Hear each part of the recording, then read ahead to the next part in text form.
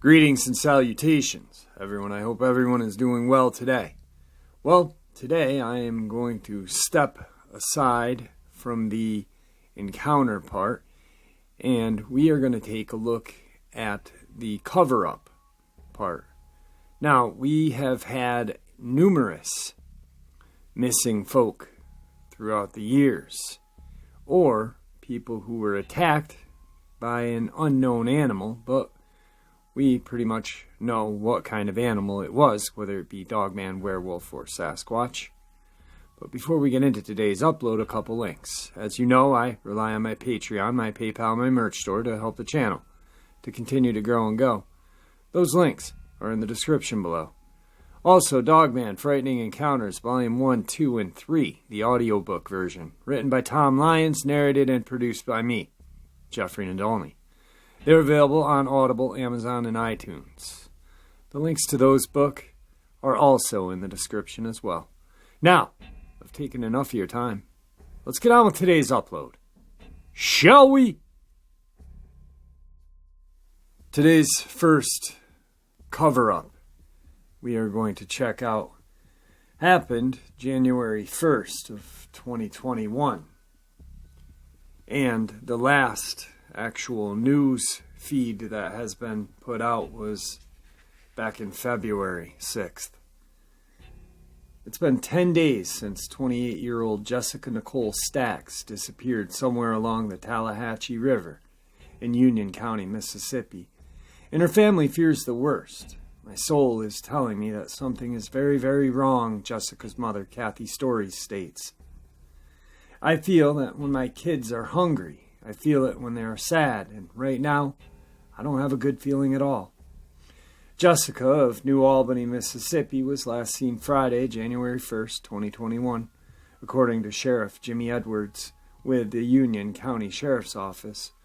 Jessica's boyfriend, Jerry Wayne Baggett, told law enforcement officials that he and Jessica had launched a boat into the river near County Road 46 Bridge early in the morning of New Year's Day. They were on the water for a couple of hours when Jessica reportedly got out of the boat and made her way toward the North River bank in the direction of State Highway 30. Baggett told the sheriff's office her purse and car keys were left behind. He confirmed Sheriff Edwards told Dateline that Jessica's cell phone was later turned in by an individual who stated that he had it because Jessica and Baggett had planned to call him on it and pick them up at the end of their boating trip that day. Hours felt like days for Jessica's mother, Kathy, who said she couldn't sleep as she waited to hear from authorities. When January 2nd came and went without a sign of her daughter, Kathy knew something was wrong. January 2nd was her brother's 15th birthday. Kathy explained, tearful. They are very close. She would never miss his birthday. He's autistic and doesn't understand why she's not here. Sheriff Edwards told Dateline that search and rescue teams were deployed, but because the river had flooded from heavy rain that pounded the area at the end of December, divers were not immediately able to jump into the river. Instead, drones with thermal imaging cameras searched the river bottom between Tallahatchie and Highway 30. A Mississippi Highway Patrol helicopter searched the river and river bottom downstream from County Route 46. Heavy brush on the riverbanks were searched, and Sheriff Edwards told Dateline that a coat they believed Jessica had been wearing was found. It's not known what else she was wearing that day. January 14th, 2021. Jessica Nicole Stax and her boyfriend, Jerry Wayne Baggett, launched a boat into Tallahatchie River on New Year's Day near the bridge on County Route 46. About 2 miles downstream, Baggett says Stax got out of the boat, walked along the riverbank toward Highway 30. She has not been seen or heard from since. We've been working to try to find her. If she went into the water, it was a very high water. We had to wait in some places until the water receded to get in, said Union County Sheriff Jimmy Edwards. Jessica's phone was turned in by a man who says he had it because the couple was supposed to call him to pick them up when they finished their boating trip. Sheriff Edwards says a coat was found that is believed to belong to Jessica. Foot tracks were also found in the area where she supposedly got out of the boat. Dive teams have been in the water, cadaver dogs, drones with thermal imaging equipment, and a helicopter from Mississippi Highway Patrol has also assisted in search efforts.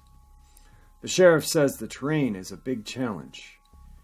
There's creeks in it, huge ditches. We've gotten stuck ourselves. Had to get ourselves winched out, Sheriff Edwards states.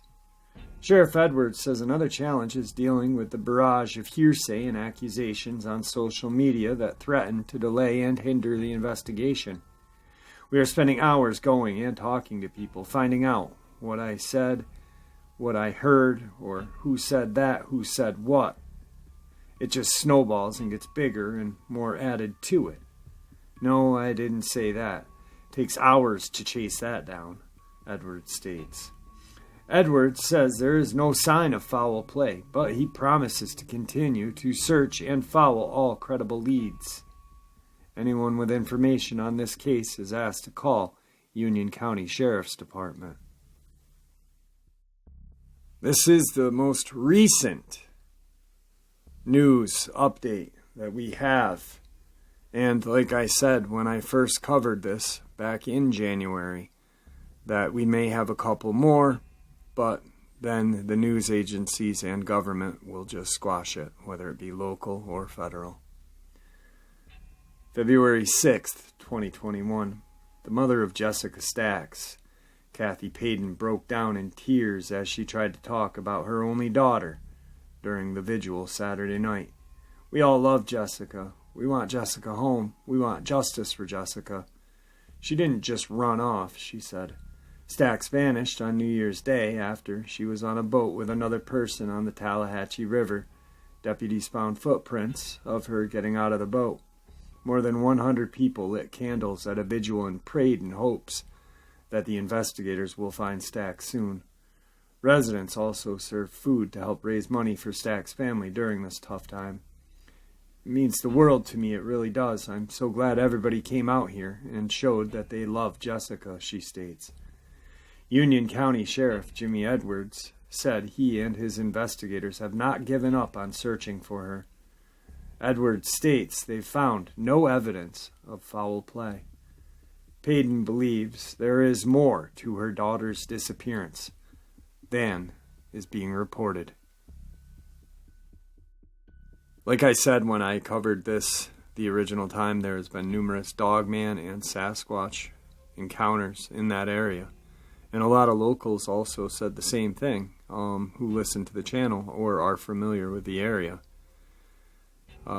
Also, if, her body had been found, there would have been a update. We're now April 18th, and still no body has been recovered, and unfortunately, I don't think there will be. But interestingly enough, the mom is very intelligent and really knows that there is more than the sheriff is letting us know about, and unfortunately the family. Today's second part, this person has touched the hearts of many people around the country, and especially the people in North Carolina who knew her. Apparently she was called the angel of the school. Brenda Hamilton, 77 years old, died from injuries sustained during a mysterious animal attack, police say. A beloved teacher was attacked and killed by a mysterious animal in North Carolina, and officials are still trying to figure out what happened. On Friday, paramedics who responded to a 911 call for an animal attack found Brenda Hamilton suffering from serious injuries along the road in Beaufort County. Monday, the Beaufort County Sheriff's Office states in a statement that Hamilton had died. Officials originally said the DNA test eliminated any wild animals indigenous to the area. Later, they said test results did find canine DNA. at the scene that could match any from a wolf or coyote to a domestic dog. Sheriff's investigators are currently testing dogs in the area. Hamilton was an English teacher for more than 50 years at the Christian school in Belhaven, North Carolina, where she is remembered by the staff as their angel. Co-workers said Hamilton was attacked during the day morning walk. Monday, the school shared a statement on Facebook. "It is with the heaviest of our hearts that I share our precious Mrs. Hamilton has gained her wings. Anyone who knew her has no doubt that when she entered the gates of heaven, she was welcomed with these words, 'Well done, my good and faithful servant. Well done.'" Now, of course, as many of you know who have been with the channel, I covered this extensively. The town actually drew up petitions and wanted federal law enforcement agents to let them know what had happened. There was a lot of stuff done, actually. Give me 1 second. This is a crisis situation. Public meetings, people concerned about their safeties. Full disclosure of all parties involved in the investigation, including state and federal agencies, first responders, medical examiners, those who collected DNA evidence, and all others involved. All agencies involved and identified in the investigation to be represented at local meetings and able to answer questions. Full disclosure of laboratory name and technician that performed the testing. Full disclosure of physical DNA tests. Warnings to be posted to indicate danger. Now, this small eastern North Carolina town was left with many questions, as you may have gathered. And of course, they weren't answered. Why was the investigation so short-lived? Why were officials so quick to dismiss the magnitude a sweet lady got mauled and killed? Why was there no animal attack named? No attack animal named, excuse me. Why were local people not involved? Pretty much the federal and state shut the locals right out. What kind of animal killed Mrs. Hamilton? Is it safe to walk? Is it safe for our kids to go out and play? This one is great. Can we trust our government to protect us? We the people are not satisfied with the results of the investigation and demand the following steps be taken. And it just went on, for 2 years. And then just recently, this was released. Almost 2 years after Brenda Hamilton's death, a DNA analyst might be getting closer to identifying an unknown animal that killed the 77-year-old Pantego woman on February of 2019. Of course, we are 2 years and 2 months into it now.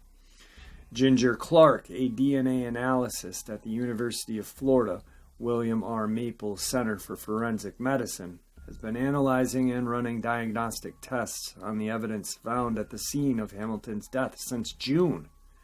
Prior to that, Western Carolina University biologist and Microtrace LLC analyzed the evidence, but those groups couldn't determine whether a wild or domesticated animal was responsible for the attack. In the months since they took on the case, the Florida team has discovered new DNA that could be helpful in identifying an animal.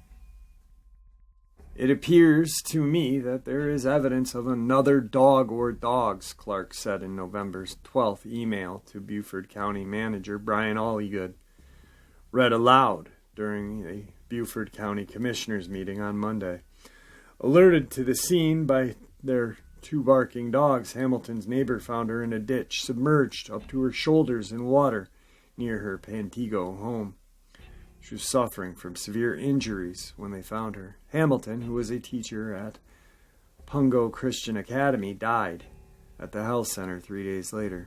Investigators found minimal physical evidence at the scene of the attack. The evidence included a flashlight Hamilton had been carrying, as well as a dead nutria found near her body. Most of the evidence was lost in the water, according to authorities. The dogs that drew attention to Hamilton's body were known to accompany Hamilton on her morning walks. These dogs were quarantined and observed by investigators for 10 days following the attack. They were eventually ruled out not dangerous. Investigators found bone fragments in one stool sample taken from the dog and possible human hair in another. Samples from the flashlight did not match the known dogs. Clark told AUDIOBOOK. The samples were blood flakes from the lens and the hood of the flashlight, as well as from a thread which screws into the base of the flashlight. I'm still analyzing that data, but I am still inclined to believe that other dogs were involved. Clark states, previously investigators had conducted a neighborhood sweep in which they took DNA samples from 14 dogs near the location.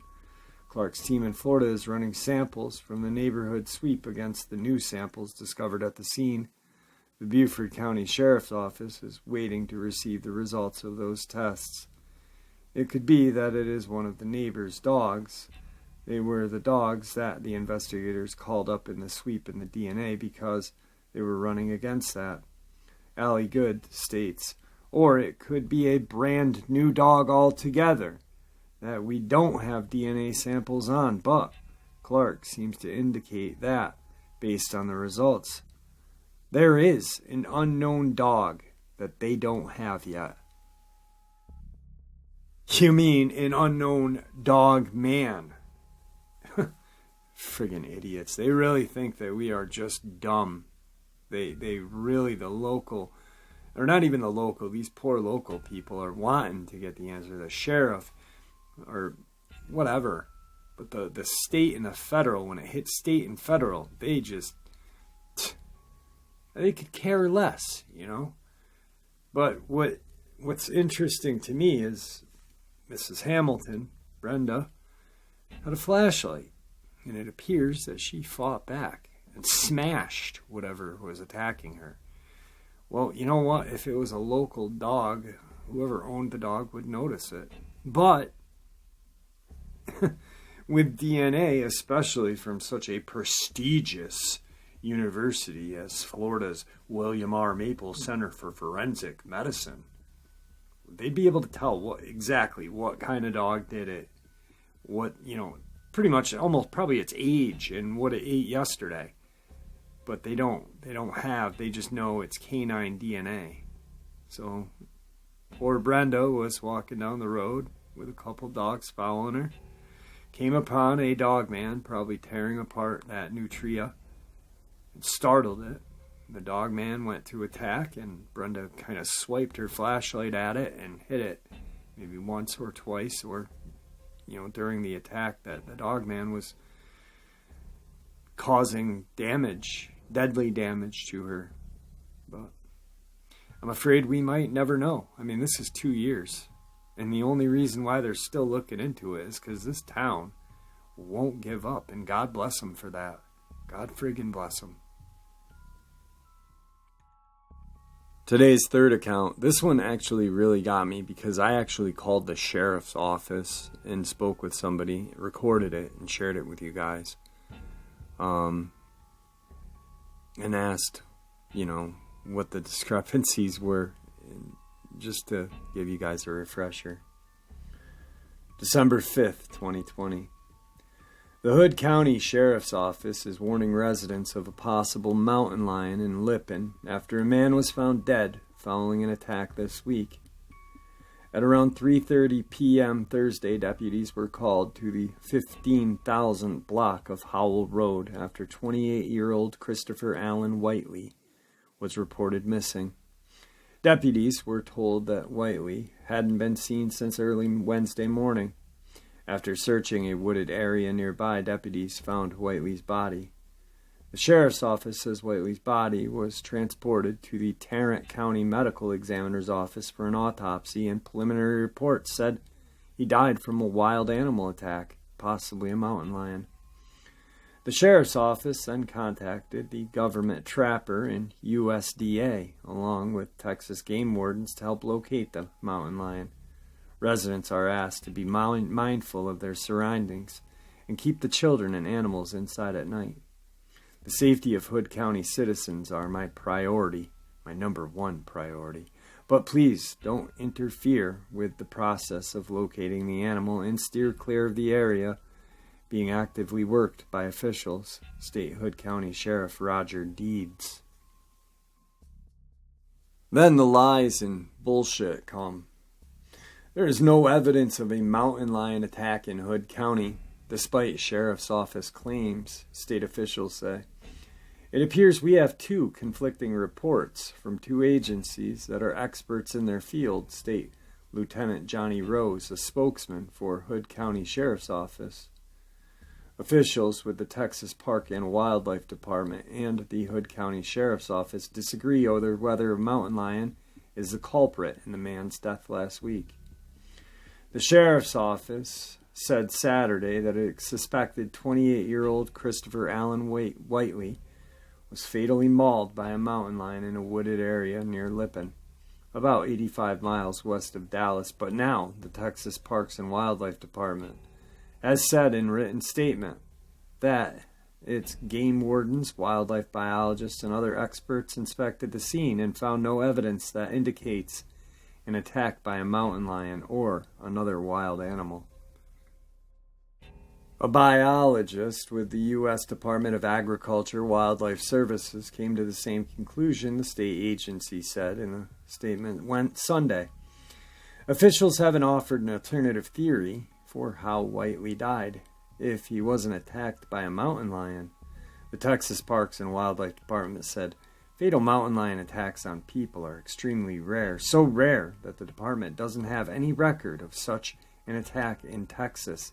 Nationwide, the department said there has only been 30 confirmed deaths because of mountain lion attacks in 100 years. In response, the sheriff's office said it stood by the preliminary findings from the Tarrant County Medical Examiner's Office.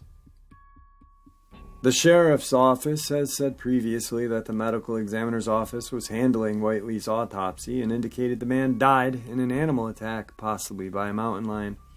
No medical examiner's report was listed for Whiteley on the county's website. A spokeswoman for the medical examiner's office referred a reporter to a justice of peace in Hood County, who said that while the case is still under investigation, preliminary autopsy reports suggest puncture wounds consistent with a large cat. It appears we have two conflicting reports from two agencies that are experts in their field. Rose said that the sheriff's office is still investigating and continues to gather photos and statements from residents who say they had seen the mountain lion. We will wait for the final autopsy, Rose said in a written statement Sunday. Hood County Sheriff Roger Deeds, always on the side of caution when it comes to the safety of Hood County's residents. Because mountain lions are secretive by nature, it's rare to spot one, the Texas Parks and Wildlife Department says on the website. Since 2011, nearly 300 mountain lion sightings were reported to the agency from all over Texas. Most could not be confirmed. A recent mountain lion sighting in Rowlett was confirmed by Texas Park and Wildlife officials, who said it was the first confirmed sighting in Dallas County in their records. But the agency noted that that sighting was nearly 100 miles away and is considered unrelated to this event.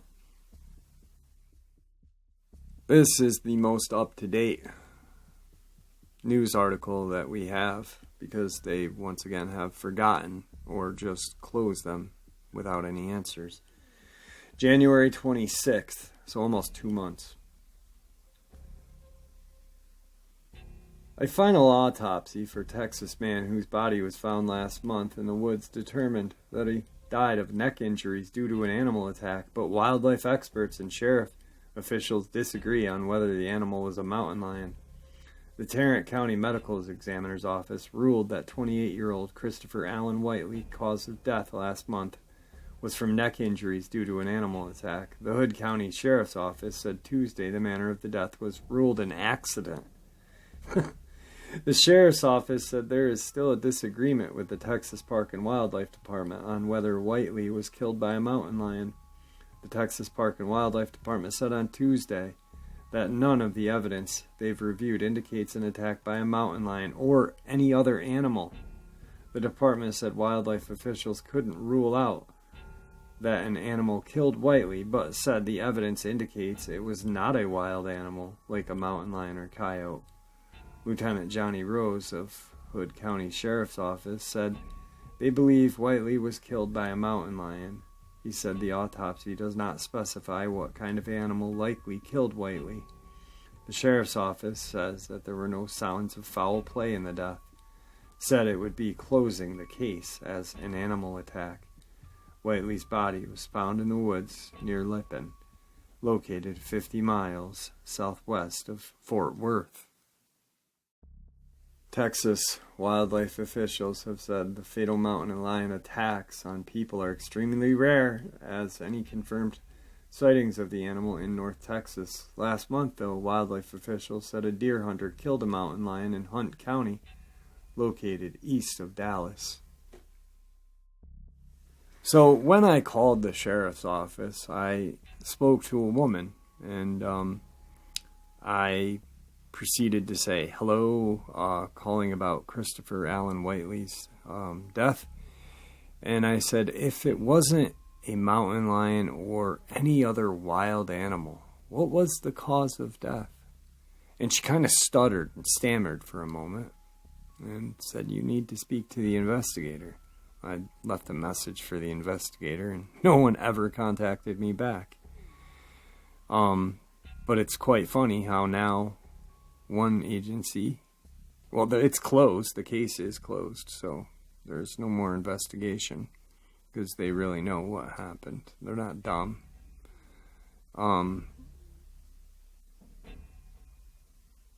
But the attack on Christopher, there was a puncture wound in his chest, a hole, kind of like a finger, like a claw, which is consistent to me with a Dogman. I don't know how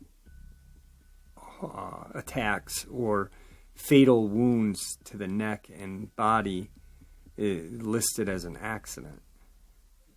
And, that one sighting of a mountain lion was over 100 miles away and had nothing to do with this. And they made sure that you guys knew it when they put this out in the newspaper. So, I don't know. It's just another strange one for the future, I guess. So, this final one is just completely messed up, and once you hear it, you'll have the same feeling I have. Kenton Joel Carnegie, a Canadian man who was killed in a predatory animal attack while he was walking in the snow near Point's North Landing. While it's known that he was killed by an animal, the mystery was what animal was responsible. While most think that it was a pack of wolves, some say that a black bear might have been the perpetrator. The argument for bear attacks is that it is unusual for wolves and typical for bears to drag the carcass of prey in a way Carnegie's body was dragged. I personally think that the bear was not responsible for a few reasons. Most bears would be hibernating.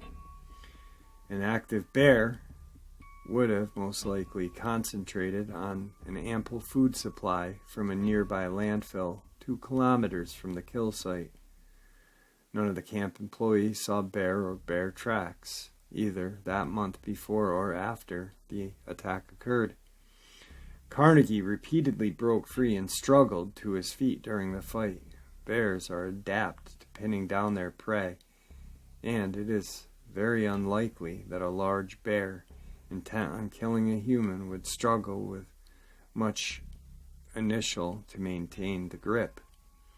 Many wolf tracks had been found around the scene.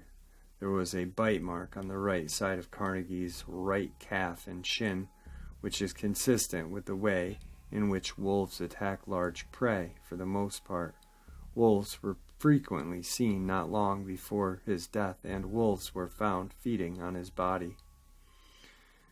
On the 8th of November at 5:30, Carnegie left, saying to his geophysicist, Chris Van Gilder, that he would return by 7 for supper. His bush pilot, Todd Streknoff, warned him not to walk into the snow and play hockey in the airport's hangar instead, but Carnegie disregarded the warning. He went for a walk in the snow but did not return to the surveyor camp. At 7:30, a search was mounted. The camp's co-owner, Mark Ekel, drove out with the truck with Van Gilder and Streknoff searching for him. Carnegie's tracks were followed to the lake shore. On noticing wolf tracks on the shore, the three searchers went back for a rifle before continuing. Carnegie's body was found a little further on, but there were no wolves in sight at the time. Using a flashlight, the body was viewed from about 10 meters or 32 feet, and many wolf tracks were visible around that body. Later, when the body was being recovered, 2 sets of eyes were seen glowing in the dark close by. In addition, party searchers heard a wolf pack howling around the camp's vicinity. Rosalie Berthseth, the province local coroner who had arranged the removal of Carnegie's body, gave the reconstruction of what happened. Her reconstruction was based on tracks of people and animals she observed near the site of the attack the day after the event occurred. She speculated that Carnegie had walked from the camp, and by the time he was a kilometer away, a wolf began following him. One wolf stalking Carnegie from the forest, and another wolf stalked him from the lake. Boot prints in the snow showed that Carnegie quickened his pace as 2 more wolves approached him from the side. The first apparent struggle occurred 2.2 meters or 7 feet from where the chase began. 4 more scuffle sites were found leading to where his body was discovered. The coroner believed that Carnegie probably fought hard before he succumbed. Before Carnegie's death, there had been at least one verified case of a fatal wolf attack on a person in North America, namely Canada, where Patricia Wyman died on April 18, 1996. More than 300 occurrences of black bears behaving aggressively towards humans have been documented in the province, including 3 fatal attacks. The main evidence against a bear attack was that Carnegie's body was surrounded by tracks of wolves, while no bear tracks were found near his body. Alright, you guys heard it. I mean, it's plain and simple right there. Later, when the body was being recovered, 2 sets of eyes were seen glowing in the dark close by. Multiple wolf tracks found. You know, it doesn't get any easier than that. It wasn't a freaking wolf. It was a goddamn Dogman that attacked this poor man and killed him. And they keep it silenced from us because they don't want panic to, overpower everybody and, set into a frenzy. Oh, God. But they need to realize that we are not dumb sheep. Some of us are, the snowflakes and the little weirdos, but the majority of us all are not. And we need to push on and move past this and slap them around for lying to us. Because it's bullshit. You can't lie to us anymore. I'm sick of it. And I know you guys are too. Claudia Ackley has the right, she is doing it the right way. She's suing the state of California, not for money or anything else, fame, whatever. She just wants the truth, just like all of us do. Well, just maybe, we need to sue the federal government for that proof. I don't know, guys. What do you think? Anyway, I hope you guys enjoyed today's upload as much as I enjoyed sharing it with you. And with that, guys, may the Great Spirit watch over you and guide you along your path safely.